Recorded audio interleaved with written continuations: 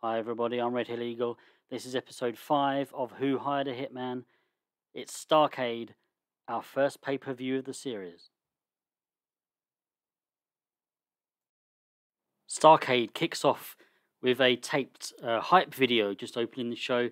It's probably got more than these guys here, but you can only fit a certain amount on the screen to have in an angle. So these guys are featured. Gets us the higher rating, I guess, 70, and it's just an opening video for the pay-per-view. And then Raven takes on Diamond Dallas Page, and it's DDP that gets the win in just under 10 minutes by pinfall with a diamond cutter, 63 rating. Vicious and Delicious take on Glacier and Ernest Miller, and it's Vicious and Delicious getting the win in 7 minutes after Buff Bagwell pinned Glacier with a yellow jacket suplex, 45. Not a great start so far. Lex Luger is then interviewed by Gene Okerlund. This was just to get Luger on the card, really. He didn't have a match, so he just cuts a self-promo here, and we get a rating of 42. And then the Cruiserweight Championship is on the line between Eddie Guerrero and Chris Benoit. It's Guerrero getting the victory via pinfall with a frog splash. And it's defense number 2 of his Cruiserweight Championship, rating of 54. And post-match, despite his victory, Guerrero looks very annoyed. He's slamming the mat, he's throwing his arms around. He just seems really frustrated and really annoyed. 52. Conan then takes on Goldberg, and it's Goldberg continuing his streak when he beats Conan in 6 minutes 47 by a pinfall with the spear. 42 rating. Billy Graham then interviews Eddie Guerrero, or catches up with him backstage. You know, why were you annoyed? You've just successfully defended your title again. Why are you so annoyed? And Guerrero just, this is ridiculous. He didn't even put up a fight. What's going on? I mean, I want to be challenged here. You know, I want to have some kind of peril. I need some excitement. I need to, be on the brink of losing and then come back. There's none of this. It's just, I'm too good for this. I'm too good. Rating 40.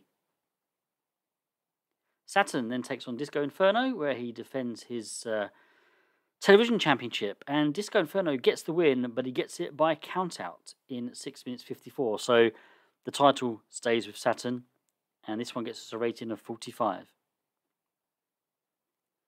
Gene Okerlund then interviews Bret Hart, and he says, look, you said you're not joining the NWO, but there's still rumours abound that that's all a rouge and that you are joining the NWO, despite apparently last week Sid Vicious roughing you up, shall we say, backstage.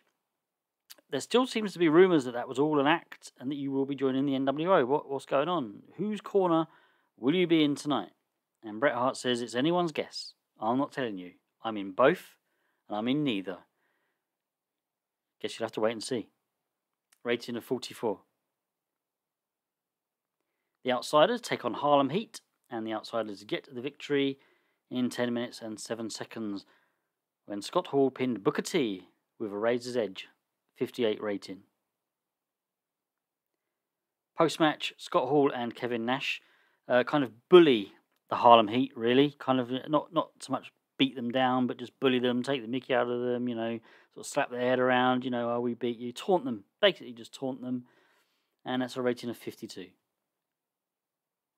Ric Flair takes on La Parka, and it's Flair that gets the victory in a match that had decent reaction from the crowd, but subpar wrestling. But he wins it in 7 minutes 42 by pinfall with a 57 rating. Things aren't looking great for Starrcade so far. Randy Savage then takes on The Giant, and The Giant gets the victory in 8 minutes 18. And Randy Savage was disqualified after Scott Hall ran in and attacked The Giant. And we also saw Kevin Nash come in and attack The Giant during the match, but it was the Scott Hall attack that the referee noticed and disqualified Savage. A rating of 65. And Savage is furious. He's furious with these outsiders continually interfering in his matches, win or lose. Now it's cost him a loss. He's not happy, but they seem to shake hands and they're friends again and they get on with it and they walk out. But you can tell that Savage there's something not quite right. A rating of 72 on this one. The Steiner brothers then defend their World Tag Team Championships against the Faces of Fear. And they lose. The Faces of Fear get the win in 8 minutes 51 when Meng calls Rick Steiner to submit with a Tongan Death grip after interference from Jimmy Hart. And the Faces of Fear win the WCW World Tag Team Championship. It's a rating of 54. Post-match, the Steiners are down. They're just sat cross-legged in the ring and they're just distraught. They can't believe they've lost this one. Yes, Jimmy Hart had a say in it, but they think they should have done. They just think they should have done this. And Ted DiBiase comes in and he consoles them and he picks them up and we'll go again. We'll get them back. We'll get that. We'll get those belts back. And that's a rating of 45. Kurt Hennig then defends the US Championship against Chris Jericho, and it's Hennig getting the win in 10 minutes 26 by pinfall with a Hennigplex. And it's defense number 1 of his US Championship. It's probably not defense 1 really. Before the game started, he probably had defenses, but it's his first one since this save started, and it's a rating of 62. We then have pre-match promos between Hollywood Hogan and Sting pre-world title match. These two will be facing off for the championship next, and these promos give us a rating of 83. And Sting gets the win against champion Hollywood Hulk Hogan in 14 minutes 9 seconds. But Hogan was disqualified after Kevin Nash came in and attacked Sting. Possibly a deliberate disqualification. It means Hogan keeps hold of the championship. It's a rating of 74. And post-match, Nash and Hogan beat down Sting. Scott Hall comes in and he joins in, and Sting's being beaten to a pulp here, getting beaten down by the NWO, rating of 71.